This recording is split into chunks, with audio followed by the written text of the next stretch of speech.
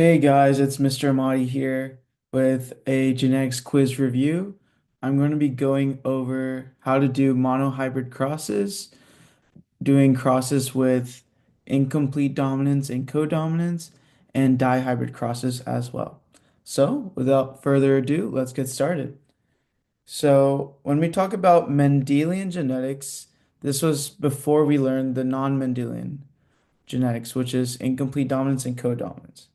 So with regular Mendelian genetics, we associate a capital letter, such as a big A, to mean the dominant allele or the dominant trait. And then we used a little letter, like a lowercase letter, to indicate a recessive allele. And then to recap some vocabulary, homozygous means that for a specific genotype, it has the same alleles. So whether you have a big A, or a big letter, that's going to be homozygous dominant. And if you have a little letter and a little letter, that's going to be homozygous recessive. So either one, homozygous dominant or homozygous recessive, I have the same type of letter, either big or small. Then when I go to a heterozygous genotype, I have a different letter involved. I either have I have both a big A and a little a. I don't have the same type of letter. So I have one dominant letter and I have one recessive letter. So for the question asking which trait will it show, it's going to show the dominant trait because you only need one dominant letter to show the dominant trait. So both homozygous dominant and heterozygous, they're both going to show the dominant trait. If I have a homozygous recessive, then that will give me the recessive trait. And please note when I'm saying genotype, I'm talking about the letters. So if you think about it, if you're given an organism that is showing a dominant trait, it could either be homozygous dominant or it could be heterozygous, one of the two, because all you need is one capital letter. So in this case, big A, to become a dominant trait, because dominant masks the recessive trait. But if I'm given a recessive trait, then I could figure out what its genotype would be, because there's only one way I could get that recessive trait. That's only when I have two recessive alleles. So there is no dominant allele.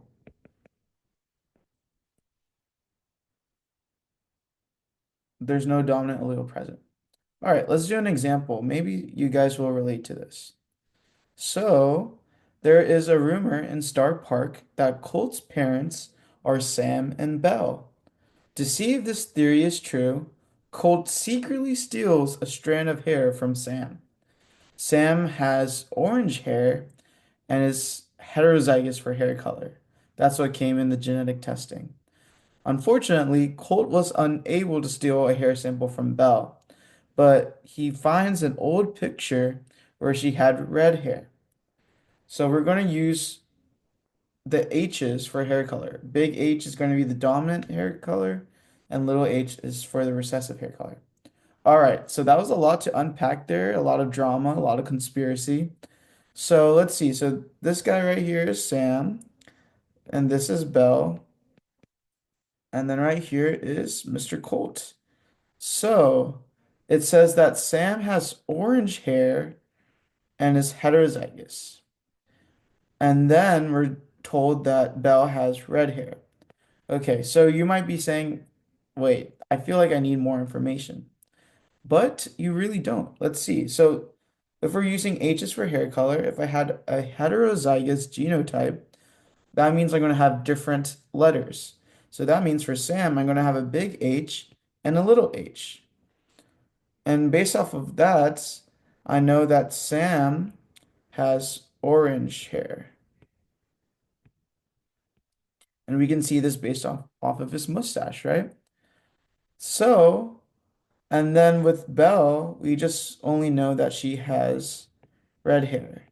So this is before she got old, I guess. And so based off of this, we can see that Sam, by having just one big H, one dominant allele, he had orange hair. And just by having one dominant allele, you're going to have the dominant trait.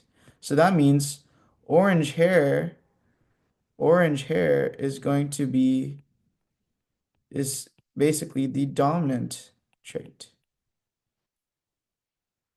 Whereas on the flip side with Belle, if I have red hair, and I'm only looking at two hair colors here for the sake of this problem, if I have red hair, then I don't have a dominant trait. I don't have a dominant allele. No dominant allele. And if I have no dominant allele, the only genotype where I could have the recessive trait would be if I had homozygous recessive. So that's Bell's genotype.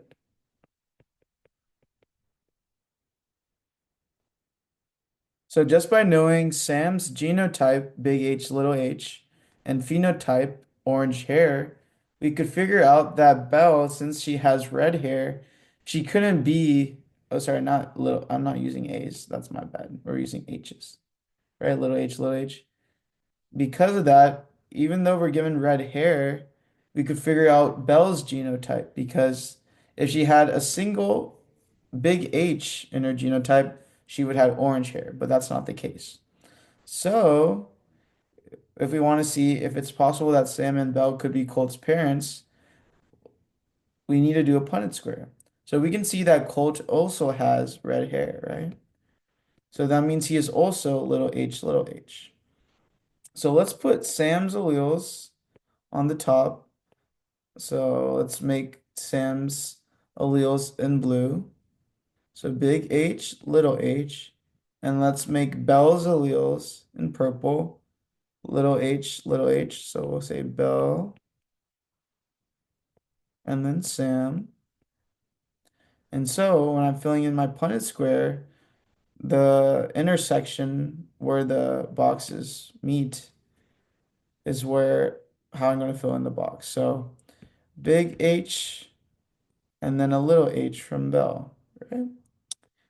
Big H and a little h. Oh, sorry. Needs to be in purple. Little h from Belle. Then I have a little h from Sam and then a little h from Belle. I have a little h from Sam and a little h from Belle. And so the question asking, is it possible that Sam and Belle could be Colt's parents? Yes or no? And the answer is yes, right? Because Colt has little h for the hair color genotype. And as we can see here, we have 2 out of 4 offspring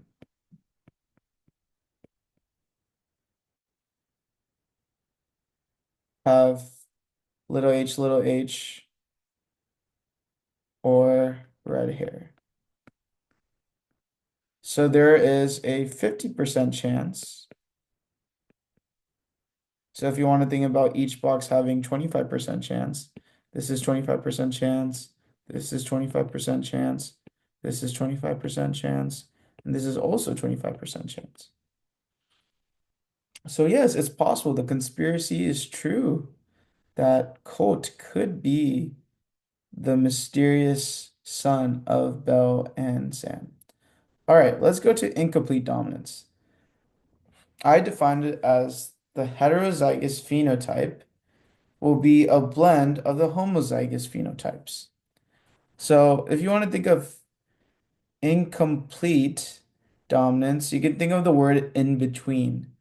So when you have a mix of the letters, if you have two different letters, like heterozygous, two different letters, it's going to be in between the traits of the other letters. So let's see with an example. I think that will make the most sense here. So In Frozen, a low voice, big L, is incompletely dominant to a high-pitched voice, big H. Kristoff has a low voice, and Anna has a high-pitched voice. If they had children, what pitch would their voices be?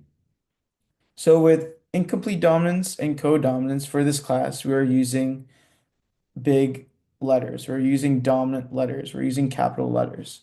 So it says Kristoff has a low voice. So if he has a low voice, he would be big L, big L. If, and then since Anna has a high-pitched voice, Anna's going to have big H, big H. The reason why I know that Kristoff is not LH or Anna's not HL or LH is because if I had one of each, if I had a HL or if I had LH, then since it's incompletely dominant, I'm going to have a medium voice, a medium pitched voice.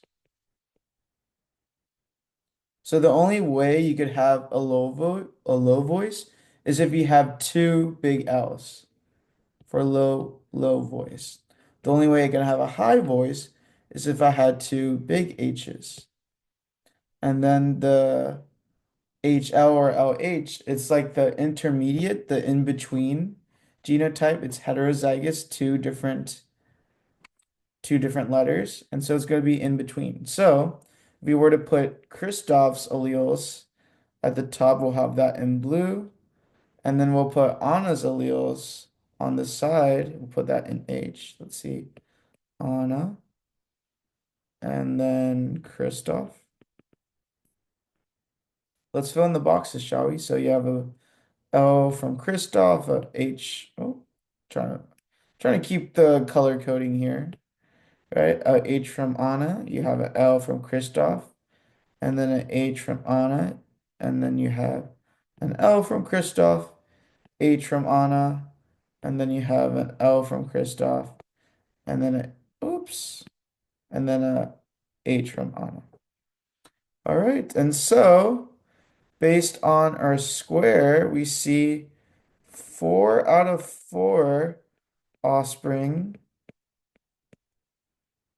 have LH. And then we said that LH or HL, however you want to write it, have a medium pitched voice. So you can say, or a medium pitched voice.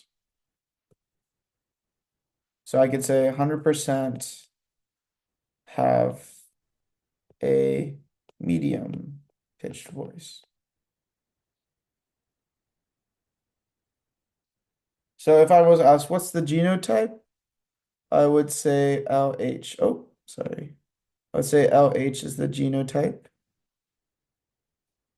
And if I was asked for the phenotype, then I would say that the medium pitched voice is the phenotype. All right, let's go to codominance. Codominance is not like incomplete dominance. In codominance, both alleles are expressed for heterozygous genotypes. They're both have a say, both alleles have a say in what the organism is going to look like. You can think of codominance as collaborating. So they're working together, right? With incomplete dominance, I said like in between. So let's look at codominance. So this is the Dalmatian from 101 Dalmatians. So if we have a Dalmatian, BW, so this is the heterozygous, right? BW that mates with a pure white dog, WW. Pure, we can say, is the same as homozygous. What percentage of the offspring will look like a Dalmatian? And so, based on what we know, what a Dalmatian looks like, it has black spots and is also white. So we can infer that B is for black fur and W is for white fur. And so let's write the Dalmatians genotype on the side. So Dalmatian, and it's given to us that it's BW. And then the white dog, the pure white dog, that one is WW. So if you were to do the Punnett square by making sure that you're looking very carefully, right? WW, W, and a W. So the question is asking what percentage of the offspring will look like a Dalmatian? So we know that a Dalmatian is black and white. So that means it's going to have one B, right, for black, and then it's going to have a W for white. So both colors are going to be shown. So we know that a Dalmatian is a BW genotype. And so how many BWs do I see in the square? I see one, I see two. So 2 out of 4 is equal to 1/2. And if you want to think of it as a percentage, it is 50%. So 50% will be Dalmatian. See, not so bad, right? Incomplete is like a blend, and codominance is that both traits are being shown. All right, dihybrid crosses, right? This one seems like a lot, and it is a lot, I will admit, but you'll find that it's not too bad. So let's look at these parrots, these macaws from the movie Rio. So it is told to us that blue feathers are dominant to green feathers, and we're using big A, little a for that. And then we're also told that big beaks are dominant to short beaks, big B, little b.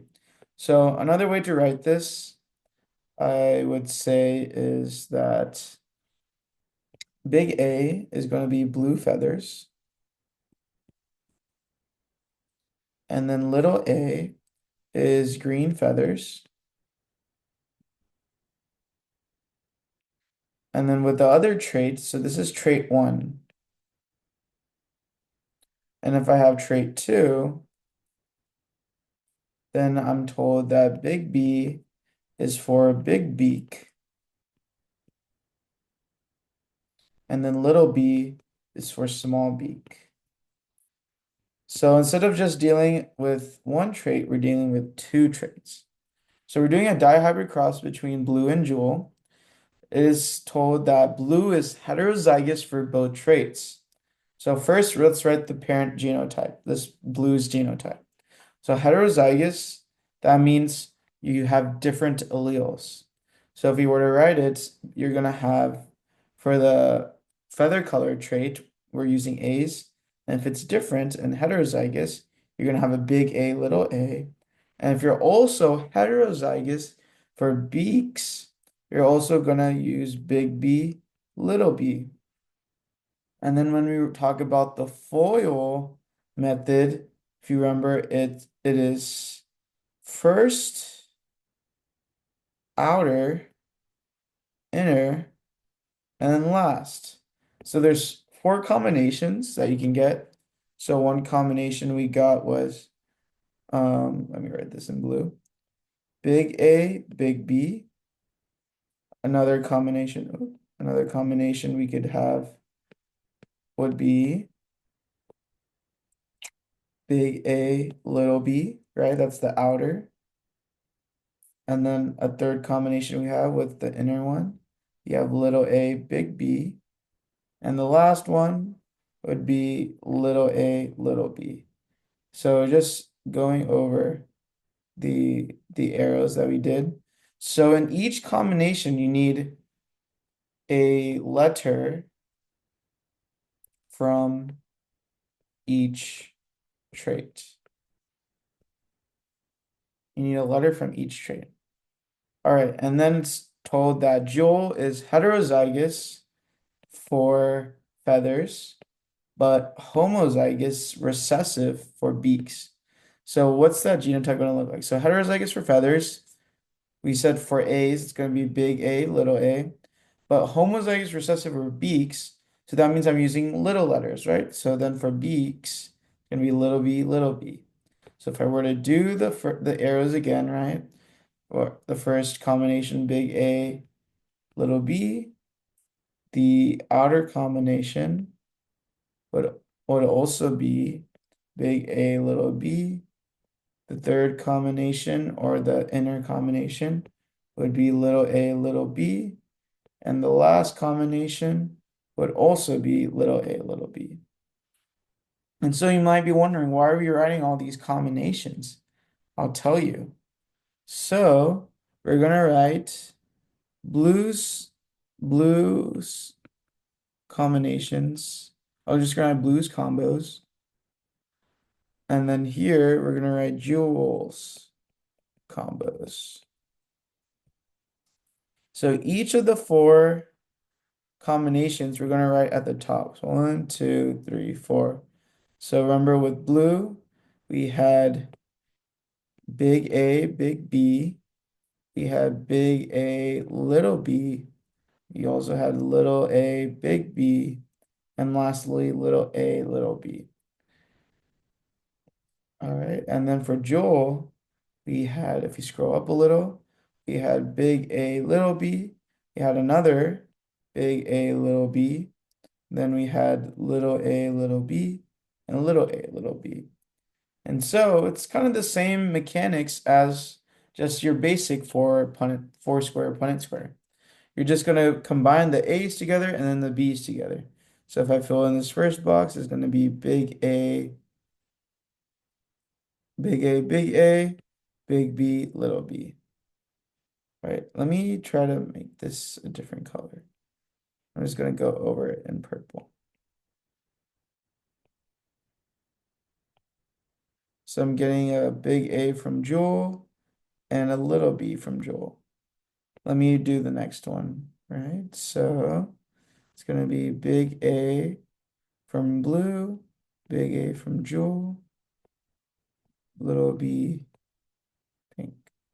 So in each box, you're going to have four letters. In this case, we want the capital letters to be, for this box, we want the capital letters to be first. So we're just going to write Joel's in front. And then big B, little b. And last one, big A, little B.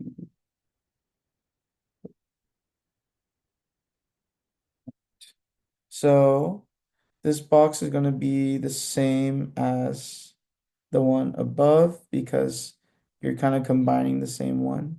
These two are the same. So for to write it again.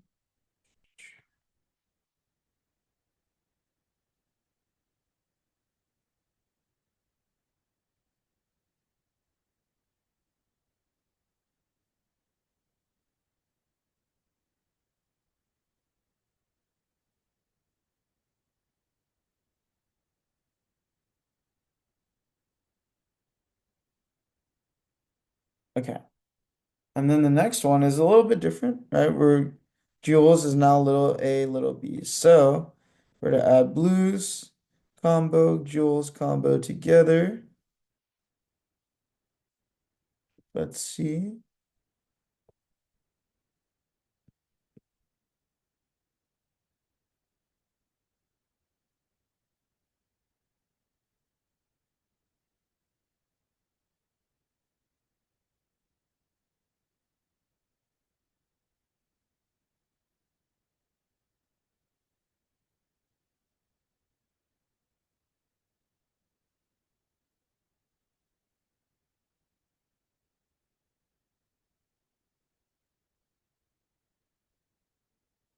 In the last row, these two are the same.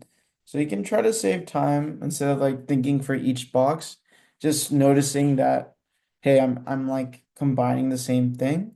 That will save you some time when writing it, so you don't have to like think about it again, like, oh, which one is up top? You can just kind of copy the row ahead of it if it's the same though.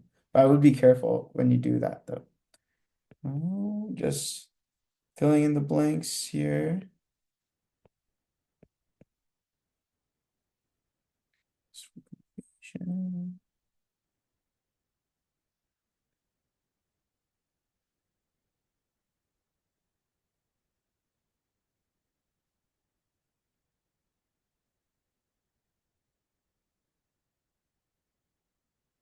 All right, there you have it. We finished the dihybrid cross for the macaws. So hopefully you found this review helpful for your quiz, and I wish you guys the best of luck.